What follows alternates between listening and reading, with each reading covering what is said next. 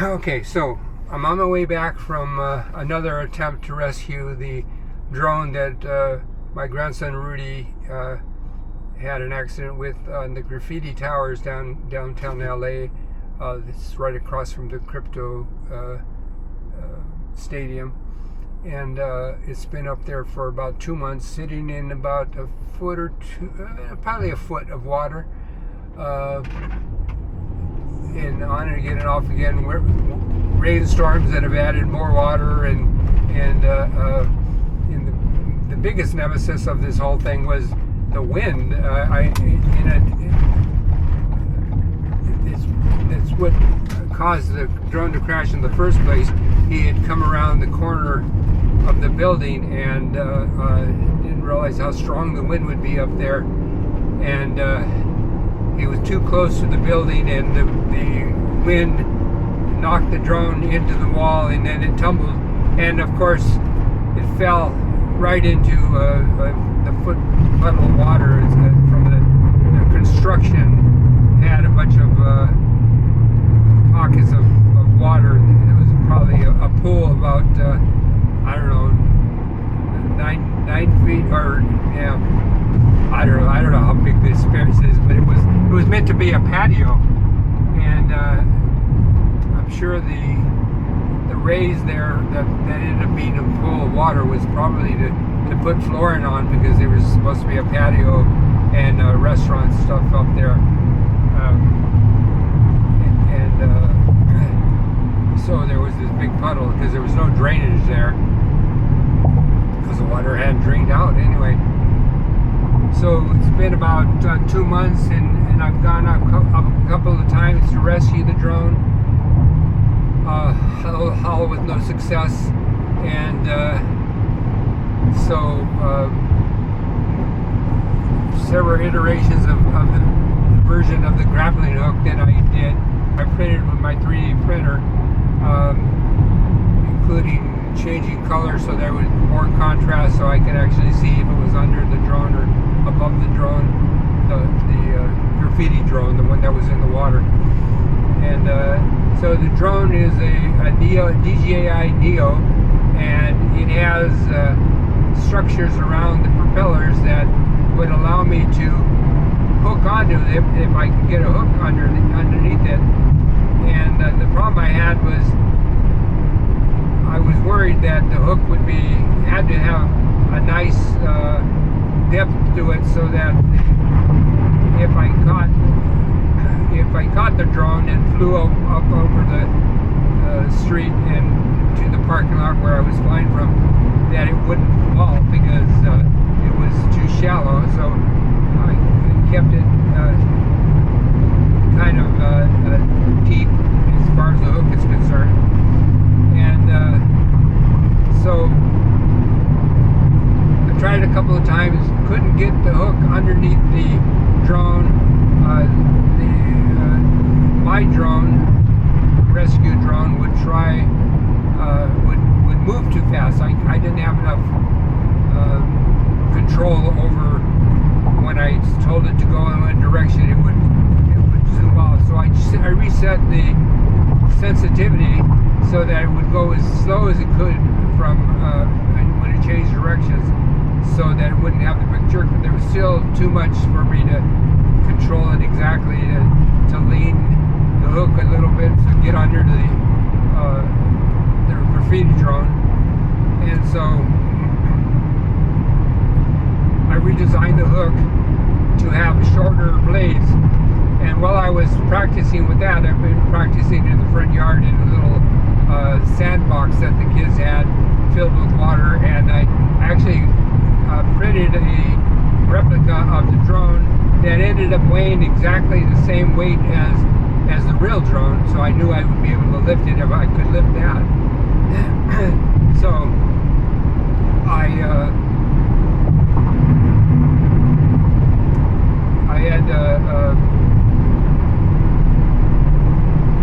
lost my place.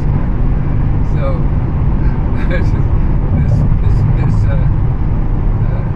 kitchen truck next to me is great balls of fire. I guess it was rice balls, some sort of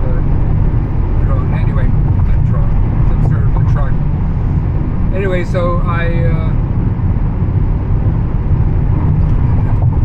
was practicing at home with the shorter hooks on the grappling hook, and I thought I had it pretty good. I was able to come down and lift up the drone in about from 5 minutes for about takeoff, under 5 minutes, and that was my goal, is to get up there, because I only have about 25 minutes of battery, and so I figured a couple of attempts would be 5 minutes apiece.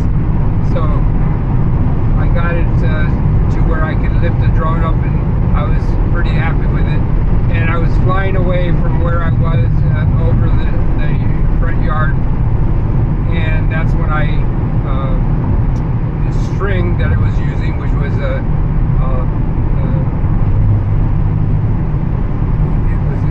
intertwined fishing line that was in the monofilament. It was wrapped around a couple of different filaments, wrapped around to make the string.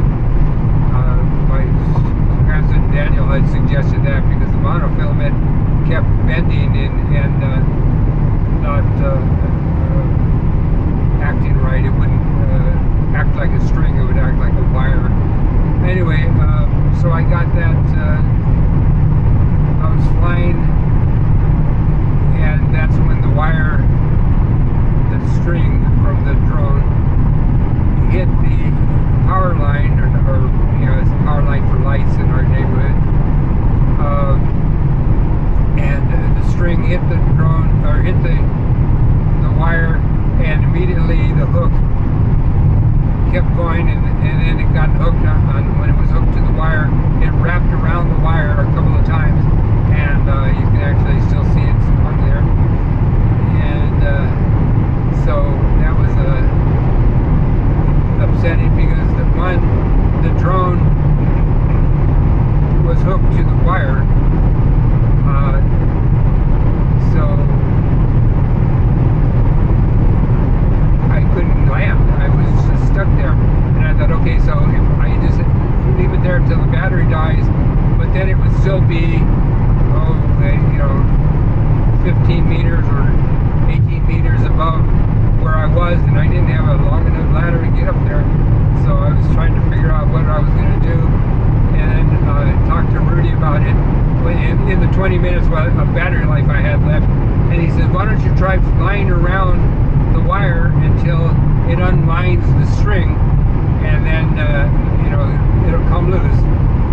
And I said, okay, that's a good idea. So I went to go do that, and immediately when I went to go underneath the wire, the string was exposed to the blades, and it ended up chopping the blade and breaking the blade. And my drone, which is an $800 drone, or now it's like $1,000, the blade, it broke the blade, and the drone came tumbling down. Now, to DJI's credit, the drone, even with a broken blade, was able to recover before it hit the ground. So at about 9 feet, it started hovering. It was kind of wobbly, but it was hovering, and I was able to land it and just change the blade, and everything back to normal with my drone. But in the meantime, the graffiti drone is still up on top of the graffiti towers in the pool of water, and so I went another couple of attempts to get it with the lower hooks, and thought, okay, I'll get it now I could just, as long as I moved underneath the drone where the hooks would get up underneath the structure to grab onto it, and then I could lift up and capture it. So tried a couple of times. Turned out the wind was way too high in that area, especially around the towers. As soon as you get close to one of those towers, the wind gets terrible. And so I had a couple of failed attempts there. Then I redesigned the hook so that hit the grappling hook, the 4 prongs underneath the drone would be on a long extension, and I had to print 3 segments with as long as my printer would print, which was about 300 millimeters. So I had about a meter worth of grappling, and so today I went down with the new drone hook to try and hook underneath the drone, and it was a nice non-windy day. Yesterday was terribly windy. All day long it was really windy. Today the winds died down, and I thought, okay, I'm going to try. Earlier in the morning, it was about 9 o'clock when I headed out there. About 8:30 I think I was on the way, and paid for my parking and went into the parking lot and took off, and went down. And when I first went up, I had gone up higher. I'd look at where the building is and where the thing is on the building, and I had made sure I was high enough so I didn't hook my hook on, a 9-meter fishing line plus a meter of so like 10 meters. And I thought, okay, I got to get up high enough so I don't interfere with I don't hook the hook before I get to the place where I want to lower it into the water to grab onto the graffiti drone. So I went, and when I went over, then I went up and made sure I thought I was in line with the building, and then I went over to be over the thing, and there was a bunch of pallets and stuff on the platform, and I thought, oh crap, they've already started renovating, because somebody bought these towers and they're gonna redo them, and so they had said it would be about 3 months, 3 or 4 months before they got to the point of renovating. And so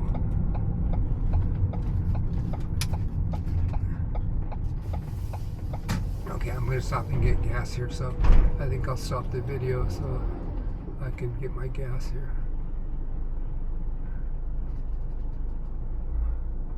My $5.69.